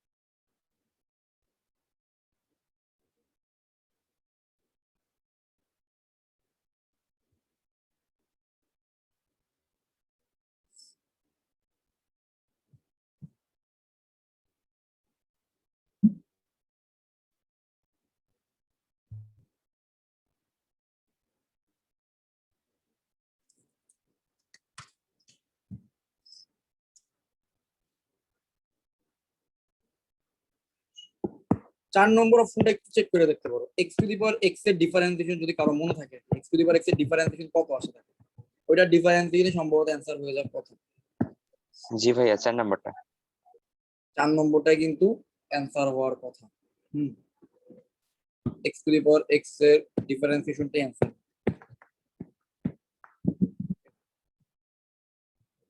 প্রবলেমটা হলো এবার একটু ডিফিকাল্ট একটা প্রবলেম। ফার্স্টে আসছিল 19-20। প্রবলেমটা ডিফিকাল্ট হওয়ার কারণে প্রবলেমটা রেঞ্জ একটু দেখো 0 থেকে 2 পাই। বলছে কি এই ব্যবধিতে একটা ফাংশন হচ্ছে y is equal to sin x আর একটা ফাংশন হচ্ছে y is equal to cos x। বলছে এই বক্ররেখা দ্বয় দ্বারা আবদ্ধ ক্ষেত্রফল। এই প্রবলেমটা বুঝতে মোটামুটি আজকে আর হয়তো তেমন প্রবলেম দরকার নেই। তো 0 থেকে 2 পাই এর মাঝখানে y is equal to sin x আর y is equal to cos x এই ফাংশন দুইটার দ্বারা আবদ্ধ ক্ষেত্রের ক্ষেত্রফল বের করতে বলছে। প্রথমে তোমরা তাহলে ডেসমোস আঁকতে পারবা গ্রাফটা, আমি একটু গ্রাফটা আঁকি, তাহলে তোমরা বুঝতে পারবা যে ফাংশন এই প্রবলেমটা কেন একটু ক্রিটিক্যাল, কেন একটু কঠিন, তাহলে বুঝতে পারবা গ্রাফটা আঁকি। সো তোমরা জানো যে cos x এর sin x এর গ্রাফটা তো এরকম হয় 0 থেকে 2 পাই এর মাঝখানে যে, হ্যাঁ, আর cos x এর গ্রাফটা হচ্ছে গিয়ে এই যে sin x এর এই যে উপর থেকে শুরু হয়।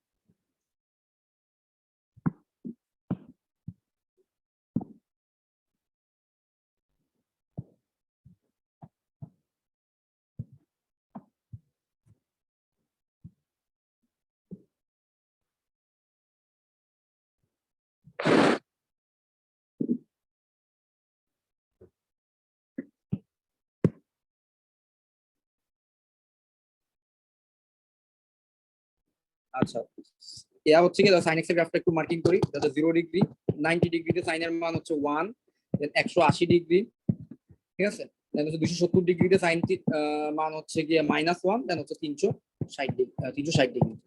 এবার cos x এর গ্রাফটা দেখো, 0 ডিগ্রিতে cos এর মান হচ্ছে 1, তাহলে এই জায়গায় 90 ডিগ্রিতে cos এর মান হচ্ছে 0 এই জায়গায়। এবার 180 ডিগ্রিতে cos এর মান, 180 ডিগ্রিতে cos এর মান হচ্ছে গিয়ে -1, ঠিক আছে, তাহলে এই জায়গায় আসবে। দেন আবার দেখো 270 ডিগ্রিতে cos এর মান হচ্ছে কত, 0 এখানে আসবে। দেন 360 ডিগ্রিতে cos এর মান হচ্ছে আবার 1, তাহলে এই জায়গায় যাবে। তাহলে cos x এর গ্রাফটা আঁকার চেষ্টা করি।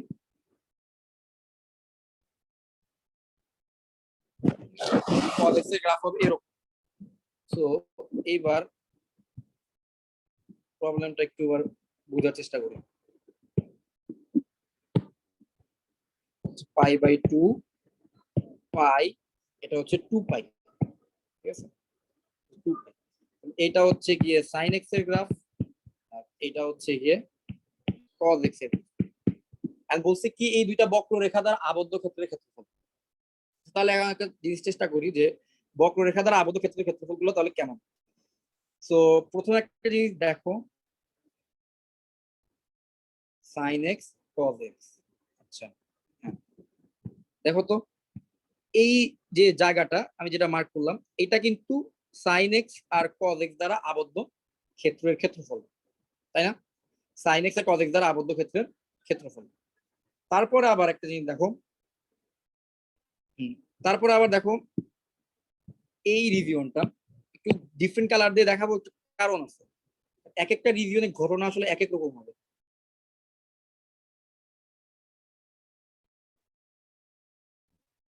ঠিক আছে, 2 পাই এর মধ্যে ইন্টিগ্রেট করতে বলছে, 2 পাই পর্যন্ত তো এইটা, এরপরে আবার বাকি রিজিয়নটা হচ্ছে আবার আরেক।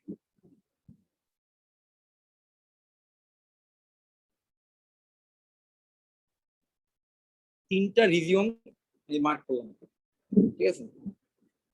সো এই তিনটা রিজিয়নের, কেন বললাম এই প্রবলেমটা একটু কঠিন, প্রথমে আমাদের কাজ হবে sin x আর cos x কে সমাধান করা। sin x আর cos x কে সমাধান, তোমরা সেকেন্ড ইয়ার এটা বুঝতে একটু বেশি ইজি হবে সাধারণ সমাধান যখন জানবা। তো আমাদের এই ছেদবিন্দুগুলো দরকার, কোন রেঞ্জ থেকে কোন রেঞ্জ পর্যন্ত ইন্টিগ্রেট করব। প্রথমে আমরা 0 থেকে এই রেঞ্জ পর্যন্ত ইন্টিগ্রেট করব, তারপরে ওই রেঞ্জ থেকে সেকেন্ড ছেদবিন্দু পর্যন্ত ভাইয়া। ইন্টিগ্রেট করব, তারপরে সেকেন্ড ছেদবিন্দু থেকে। হ্যাঁ বলো। আমরা কলেজ খোলা না পর্যন্ত সেকেন্ড ইয়ার শব্দটা উচ্চারণ না করি। হ্যাঁ কি কি কি কলেজ খোলার আগ Second year? পর্যন্ত আমরা সেকেন্ড ইয়ার শব্দটা উচ্চারণ না করি, ডিপ্রেশন লাগে। ও আচ্ছা আচ্ছা, বুঝতে পারি। তোমাদের তো সেকেন্ড ইয়ারে উঠাবে অনলাইনে পরীক্ষার মাধ্যমে? জানি না ভাইয়া, কিছুই জানি না। আসলে আনলাকি বেঁচে, আর যাই বলি। তো যাই হোক, এখানে আমরা তিনটা ইন্টারভাল দেখতেছি। এই তিনটা ইন্টারভাল কেন আসলে আমার দরকার? আমি কি একসাথে 0 থেকে 2 পাই এর মাঝখানে এই ইন্টিগ্রেশনটা করতে পারবো না? না, একসাথে 0 থেকে 2 পাই এর মাঝখানে ইন্টিগ্রেশনটা করা যাবে না। এর কারণ হচ্ছে যখন আমরা দুইটা বক্ররেখার মধ্যবর্তী ক্ষেত্রফল বের করি, তোমাদের নিশ্চয়ই মনে আছে যে ধরো একটা ফাংশন হচ্ছে এরকম, একটা ফাংশন হচ্ছে অনেক এরকম, তখন আমরা কি করি, উপরের ফাংশনটাকে আগে রাখি। ধরো এটা হচ্ছে x স্কয়ার আর এটা হচ্ছে y = x, এটা হচ্ছে y = x স্কয়ার। কারণ আমরা যখন এই দুইজনের মধ্যবর্তী এরিয়া বের করার দরকার হইতো, তখন আমরা কি করতাম, এই x স্কয়ার থেকে x কে বিয়োগ দিতাম, তাহলে হচ্ছে আমরা এই মাঝখানের জায়গাটুকু পাইতাম। যেই ফাংশনটা উপরে থাকে সেই ফাংশন থেকে যেই ফাংশনটা নিচে থাকে তাকে বিয়োগ দেওয়া হয়, ঠিক আছে।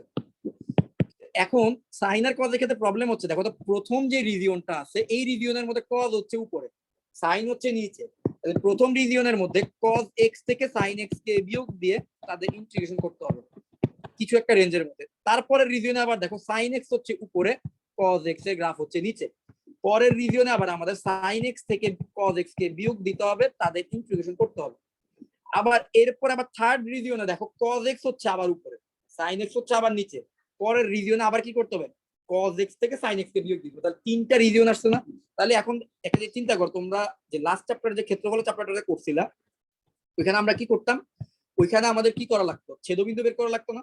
আমরা যখন এই যে দুইটা গ্রাফের মধ্যবর্তী ক্ষেত্রফল বের করতাম, ধরো ব্যাপারটা এমন যে এটা হচ্ছে একটা গ্রাফ, এটা হচ্ছে আরেকটা পরাবৃত্ত, দুইটা পরাবৃত্ত, এই যে মাঝখানের এই রিজিয়নটা আমি ধরো বের করতে চাই। তো মাঝখানের এই রিজিয়নটা বের করার জন্য আমার কি করা লাগতো, এই দুইটা গ্রাফকে ছেদবিন্দুটা বের করা লাগতো। এই যে এই একটা ছেদবিন্দু, এই একটা ছেদবিন্দু, এই দুইটা ছেদবিন্দুর মধ্যে হচ্ছে কি আমার ইন্টিগ্রেশনটা করা লাগতো, তাই তো? তাহলে এই ছেদবিন্দুটা বের করার জন্য আমরা গ্রাফ দুটাকে সলভ করতাম। সেম একইভাবে sin x আর cos x কে আমার এখন সলভ করতে হবে। তাদের ছেদবিন্দুগুলো বের করতে হবে 0 থেকে 2π এর মাঝখানে তাদের এই যেই তিনটা ছেদবিন্দু আছে, এই তিনটা ছেদবিন্দু আমার বের করা লাগবে। তাহলে এখন sin x তুমি ধরো cos x ধরো, ঠিক আছে? sin x cos x। এখন একটা কাজ করি, আমি cos x দিয়ে ভাগ করে দিই সবাইকে। cos x দিয়ে যদি left hand side right hand সাইডকে ভাগ করি তাহলে আমি পাচ্ছি 10x 1। আচ্ছা 10x যদি তুমি 1 আসে তাহলে x কত আসবে? x আসবে π/4 আসবে, মানে 45 ডিগ্রির মান হচ্ছে 1। আবার তুমি যদি ক্যালকুলেটরে একটু বসায় দেখো 10 180 যোগ 45 ডিগ্রি যদি তুমি করো, 10 180 যোগ 45 ডিগ্রি, তাহলে তার মানও কিন্তু 1 হবে। তার মানে 10 π + π/4 এটার মানও কিন্তু 1 হয়, ঠিক আছে? এটার ভ্যালু কিন্তু 1 হয়। আচ্ছা এরপরে আমাদের তাহলে একটা ভ্যালু পাচ্ছি হচ্ছে এইটা, আরেকটা পাচ্ছি এটা, আর আরেকটা তো হচ্ছে প্রশ্নেই দেওয়া ছিল, আরেকটা ইন্টারভাল হচ্ছে প্রশ্নে দেওয়া ছিল। আচ্ছা তাহলে আমরা এই দুইটা ছেদবিন্দু পাইলাম। তাহলে এই গ্রাফ দুইটা ছেদবিন্দু কত কত পাইলাম? একটা হচ্ছে পাই পাইছি, আরেকটা হচ্ছে পাই প্লাস π/4। পাই প্লাস π/4 মানে কত? 5π/4। পাই প্লাস π/4 মানে হচ্ছে 5π/4। তাহলে আমরা এই দুইটা ছেদবিন্দু পাইছি, এই যে একটা এই ছেদবিন্দু আর একটা হচ্ছে এইখানে এই ছেদবিন্দু। তাহলে প্রথম ছেদবিন্দুর আগ পর্যন্ত, লোয়ার লিমিট থেকে প্রথম ছেদবিন্দুর আগ পর্যন্ত মানে π/4 পর্যন্ত cos x টা হচ্ছে উপরে, sin x টা হচ্ছে নিচে। আবার π/4 থেকে দ্বিতীয় ছেদবিন্দু অর্থাৎ 5π/4 এর আগ পর্যন্ত sin x টা হচ্ছে উপরে, cos x টা হচ্ছে নিচে। তারপরে আবার 4π/5 থেকে 2π পর্যন্ত যেটা হচ্ছে আপার লিমিট পর্যন্ত আমাদের cos x টা হচ্ছে গিয়ে উপরে, sin x টা হচ্ছে আমাদের নিচে। তাহলে এই তিনটা ইন্টারভালে ভাগ করে আমার ইন্টিগ্রেশনটা করা হবে। ইন্টিগ্রেশনটা সহজ, বাট ইন্টিগ্রেশন ইন্টারভালটা চুজ করার কাজটা হচ্ছে একটু কঠিন এখানে, ঠিক আছে? তাহলে আমরা আমাদের মোটামুটি প্রবলেমটা চলে আসছে। হ্যাঁ বলো। এটা কি এমসিকিউ তে দিছিল? এটা শাহজালালে একটা এমসিকিউতে দিছে, চিন্তা করো। এটা ওরা এত কঠিন শাহজালালে লিটারালি তুমি যদি মানে অর্ধেকের চেয়ে কম নাম্বারও পাও তাও দেখা যায় কি তুমি 1200তম হয়ে গেছে, ঠিক আছে? ওখানে কোশ্চেনটা কি কঠিন দেয়, যারা বিশ্ববিদ্যালয় প্রিপারেশনে তারাই ম্যাক্সিমাম ধরা খায়। এখানে বিশ্ববিদ্যালয় প্রিপারেশন দিয়ে সাস্টের কোশ্চেন সবগুলো পারা যায় না। বিশ্ববিদ্যালয় ওরা শর্টকাট শিখে, তো শুধুমাত্র শর্টকাট দিয়ে কিন্তু এত কনসেপচুয়াল কোশ্চেন অ্যান্সার করা যায় না। যারা ইঞ্জিনিয়ারিং প্রিপারেশনে তারা অনেক বেশি ভেতরের কার অনেক কিছু জানে, তো তখন হচ্ছে তারা সাস্টের কোশ্চেন গুলো ভালোভাবে অ্যান্সার করতে পারে। ওরা অনেক বেশি কনসেপচুয়াল কোশ্চেন দেয়, কনসেপচুয়াল অনেক বেশি ট্রিকি কম দেয়, ট্রিকি চেয়ে কঠিন কোশ্চেন বেশি দেয়, ঠিক আছে? তো এখন আমরা এটাকে ইন্টারভাল গুলোতে ভাগ করি। লোয়ার লিমিট ছিল 0 থেকে π/4 এর মাঝখানে আমার ইন্টিগ্রেশনটা হবে। আপার ফাংশন কোনটা? cos x থেকে sin x কে বিয়োগ করব, তাদের ইন্টিগ্রেশন করব, রেজাল্ট বের করব এখানে। এটা আবার সহজ। তারপরে হচ্ছে π/4 থেকে 5π/4 পর্যন্ত আমি হচ্ছে আমার আপার ফাংশন ছিল sin x, লোয়ার ফাংশন ছিল cos x, তাকে আমি ইন্টিগ্রেট করব, একটা রেজাল্ট আসবে। দেন আমাদের 5π/4 থেকে আমাদের আপার লিমিট ছিল 2π, একদম 2π পর্যন্ত। আবার আমরা যদি গ্রাফে আবার যাই, এই যে 5π/4 থেকে 2π পর্যন্ত কিন্তু তখন আবার কিন্তু cos x এর গ্রাফটাই কিন্তু উপরে আর sin x এর গ্রাফটাই কিন্তু নিচে, ঠিক আছে? তাহলে আমরা sin x cos x থেকে আবার sin x কে বিয়োগ করব, cos x থেকে sin x কে বিয়োগ করে ইন্টিগ্রেশন করব, তার একটা রেজাল্ট পাবো। তাহলে এই তিনটা রেজাল্ট যখন তুমি যোগ করবা তখনই তুমি তোমার অ্যানসারটা পেয়ে যাবা। তাহলে এটাই ছিল হচ্ছে কি আমাদের সবার লাস্টের প্রবলেম। এটা আমি লাস্টের জন্য রাখছি। বেসিক্যালি তোমাদের কনসেপ্ট তো অ্যাটলিস্ট ক্লিয়ার হয়েছে। এই কনসেপ্টটা ক্লিয়ার হইলে সুবিধা হচ্ছে কি এই এমসিকিউটা ধরো তুমি বাদ দিলে, ধরো এমসিকিউ হিসেবে দেখতেছো না, দেখে এটাকে জাস্ট চিন্তা করে এভাবে যে একটা কঠিন একটা প্রবলেম সলভ করতে গেলে নিজের ভেতরে যে অনেক ধরনের কনসেপচুয়াল গ্যাপ থাকে, তুমি হয়তো অনেক কিছু গোজামিতে শিখে আসছো, ওই জিনিসগুলো কিন্তু বের হয়ে যায়, ঠিক আছে? ওগুলো কিন্তু উন্মোচিত হয়, তখন কিন্তু কনসেপ্ট গুলো আরো বেশি দেওয়া হয়, তখন তোমার যে কোনো ধরনের প্রবলেমে কিন্তু তুমি সহজে সলভ করতে পারবা। কারণ আমার মেইন টার্গেট হচ্ছে কি এই প্রবলেমের কনসেপ্টটা তোমাদেরকে বোঝানো। কারণ আমরা যে ধরনের ইন্ট্রোডিউশন গুলো এর আগে করে আসছিলাম ওগুলোর মধ্যে আসলে ছেদবিন্দু দুইটা বের হইতো, একটা আপার ফাংশন বোঝা যাইতো কোনটা হবে, লোয়ার ফাংশন কোনটা হবে বোঝা যাইতো। আপার ফাংশন থেকে লোয়ার ফাংশন একটা লিমিটের মধ্যে ইন্টিগ্রেশন করে দিলেই আমাদের অ্যান্সারটা বের হয়ে যেত। বাট এখানে আমার তিনটা লিমিটের মাঝখানে ইন্টিগ্রেশনটা করা লাগছে, ঠিক আছে? তো মেইন কথা হচ্ছে তোমরা এর কনসেপ্টটা বুঝতে পারছো, এই ফাংশনটা যে করলাম, এই ফাংশনের এই যে দুইটা বক্ররেখার মধ্যবর্তী যে এই রিজিয়ন গুলা দেখতেছি আমরা, এই রিজিয়ন গুলা বের করার টেকনিকটা বুঝতে পারছো তুমি? এটা যদি বুঝো তাহলে সাকসেসফুল।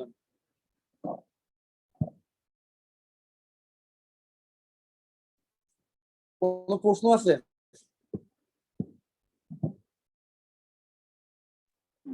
স্যার একটু আরেকবার বলবেন? হ্যাঁ অবশ্যই। দেখো আমরা যেটা করি, আমরা দুইটা বক্ররেখার মধ্যবর্তী ক্ষেত্রফল বের করার প্রবলেমটার ক্ষেত্রে আবার চিন্তা করো।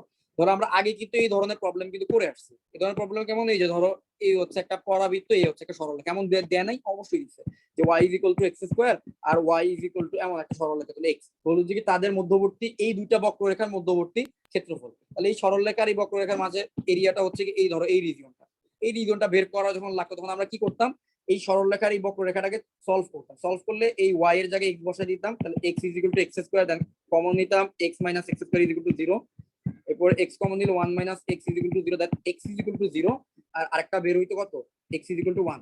তাহলে এই ছেদবিন্দুগুলো বের করতাম, দেন এই ছেদবিন্দু 0 থেকে 1 এর মাঝখানে ইন্টিগ্রেশন করতাম। তখন আমরা যেটা করতাম যে আমরা দেখতাম যে কোন ফাংশনটা উপরে অবস্থিত আর কোন ফাংশনটা নিচে অবস্থিত। উপরের ফাংশন থেকে নিচের ফাংশনটাকে আমরা বিয়োগ করতাম, ঠিক আছে? ধরো y = x হচ্ছে উপরে অবস্থিত, তাহলে x থেকে আমরা x² কে বিয়োগ দিতাম, বিয়োগ দিয়ে তার ইন্টিগ্রেশন করতাম।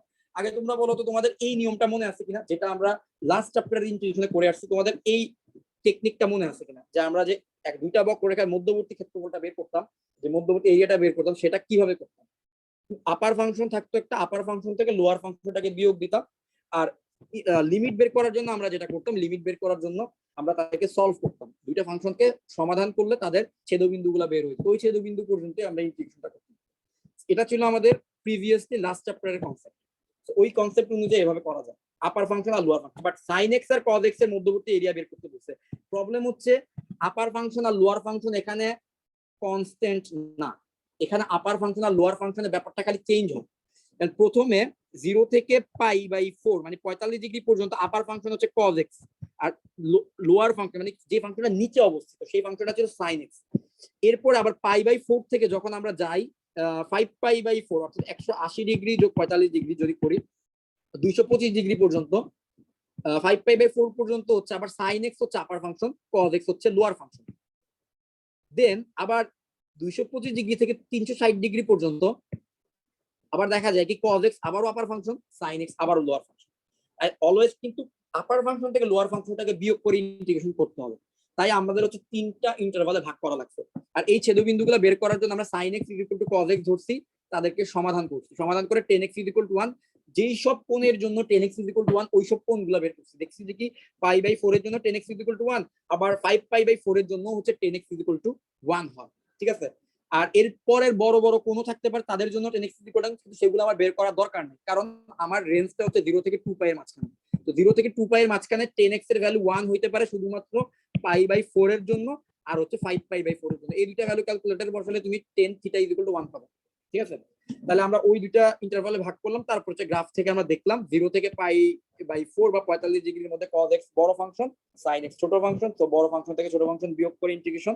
তারপরে আবার π/4 থেকে 5π/4 এর মধ্যে sin x বড় ফাংশন, cos x ছোট ফাংশন, তো বড় ফাংশন থেকে ছোট ফাংশন বিয়োগ করলাম।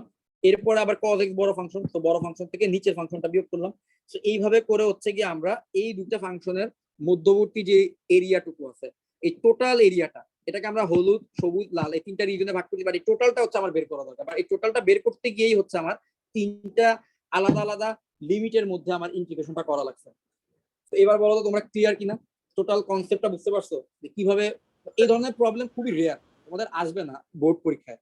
অ্যাডমিশনে আসতে পারে ইঞ্জিনিয়ারিং গুলোতে, ভার্সিটি গুলোতে আসবে না, ইঞ্জিনিয়ারিং গুলোতে আসতে পারে। বাট কনসেপ্টটা শিখে রাখাটা খারাপ হয় না, কনসেপ্টটা শিখে রাখলে কিন্তু খারাপ হয় না।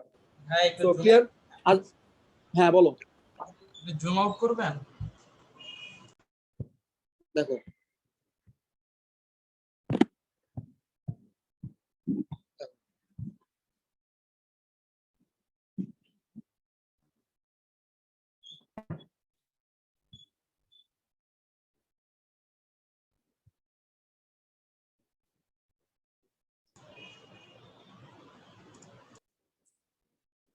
ওকে, সো এই পর্যন্তই রাখতে পারি আজকে আর ক্লাসটা। সো তো নেক্সট ক্লাসে হচ্ছে তোমাদের, হ্যাঁ বলো।